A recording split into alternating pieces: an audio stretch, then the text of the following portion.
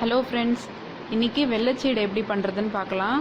So இதுக்கு first ஒரு கடாயில் நான் 2 ஸ்பூன் நெய் போட்டு கோகோனட்டை நல்லா ஃப்ரை பண்ணியிருக்கேன். இன்றைக்கி நான் கொப்பரை தேங்காய் எடுத்திருக்கேன். அதை குட்டி குட்டி பீஸாக கட் பண்ணி ஃப்ரை பண்ணுறேன். நார்மல் தேங்காவோட இது ரொம்ப சூப்பராக வரும். அது ஃப்ரை ஆகட்டும். ஒரு 2 மினிட்ஸுக்கு அப்புறமா நம்ம 1 டம்ளர் தண்ணி அதில் விட்டுக்கலாம், அது நல்லா வேக வைக்கிறதுக்கு. அதோடு சேர்ந்து 3/4 கப்பு வெல்லம் சேர்த்துக்கிறோம். அந்த வெல்லம் இந்த தண்ணியில் நல்லா கரைஞ்சி பாகு எடுக்கணும். அதை வச்சு தான் நம்ம வெல்லம் செய்ய போகிறோம். சப்போஸ் உங்களுக்கு கட்டியான வெல்லம் ரொம்ப கஷ்டமாக இருந்தது அப்படின்னா நீங்கள் பொடி பண்ணி கூட இதை சேர்த்துக்கலாம். அதோட குக்கிங் டைம் இன்னும் கொஞ்சம் குறையும்.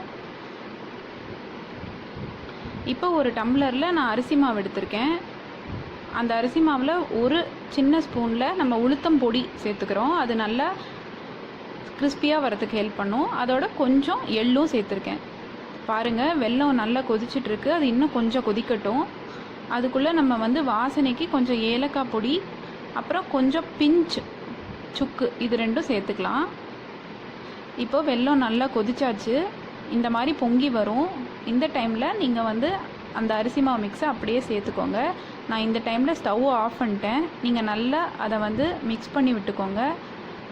ஸ்டவ் ஆஃப் பண்ணிட்டே மிக்ஸ் பண்ணலாம். இப்போ நான் ஒரு பாத்திரத்தில் நெய் தடவி இந்த பவுடரை அப்படியே எடுத்து வச்சுக்கிறேன் தனியாக. இதை வச்சு தான் நம்ம வெள்ளைச்சீடை பண்ண போகிறோம்.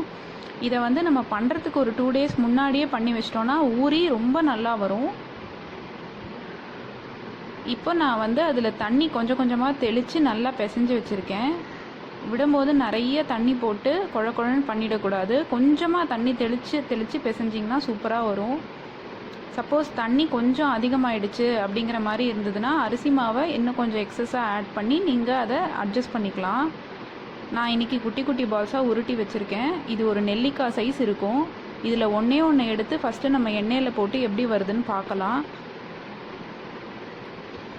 இங்கே பாருங்கள், அது நல்லா ஹீட் ஆகட்டும். இதை ரொம்ப நேரம் நம்ம ஃப்ரை பண்ணக்கூடாது. குலாப் ஜாமுன்லாம் எப்படி நம்ம போட்டு கலர் மாறினப்புறம் எடுப்போமோ அந்த மாதிரி இதையும் பண்ணால் போதும். சைடில் லேசாக வெடிக்கிற மாதிரி இருக்கும். அந்த மாதிரி வந்துச்சுன்னா அது நல்லா குக் ஆகிடுச்சுன்னு அர்த்தம். அந்த டைமில் நம்ம எடுத்துடலாம். ஒரு 1.5 மினிட்டுக்கு அப்புறமா இங்கே பாருங்கள், அது கோல்டன் ப்ரௌன் கலரில் வந்துருச்சு. நான் இந்த டைமில் அதை நான் எடுத்துக்கிறேன். நல்லா வந்திருக்கு. ஸோ இதுக்கப்புறம் நம்ம மீதி இருக்கிற பால்ஸையும் இதில் போட்டு நம்ம எடுத்துக்கலாம் சீடையை. இப்போ நான் கொஞ்சம் நிறைய சீடை போட்டு எடுத்திருக்கேன். பாருங்கள், சூப்பராக வந்திருக்கு. இப்போ இந்த சீடையோட சைட்ஸ் எல்லாம் நீங்கள் எடுத்து பார்த்தாலே தெரியும், கொஞ்சம் கிராக்ஸ் இருக்கும். அப்படி இருந்ததுன்னா அது நல்லா வெந்திருக்குன்னு அர்த்தம். உள்ளெல்லாமும் நல்லா குக் ஆகிருக்கும். ஸோ அது ஒரு சீடை நல்லா குக் ஆகிருக்கான்னு பார்க்கறதுக்கான ஒரு வழி. நீங்களும் வீட்டில் ட்ரை பண்ணி பாருங்கள். கண்டிப்பாக சூப்பராக வரும். உங்கள் ஃப்ரெண்ட்ஸ்க்கும் ஷேர் பண்ணுங்கள். இந்த ஃபெஸ்டிவ் சீசனில் இதை பண்ணி கலக்குங்க. ஆர்ஜி சிம்பிள் மீல்ஸ்க்கு மறக்காமல் சப்ஸ்கிரைப் பண்ணுங்கள். தேங்க்யூ.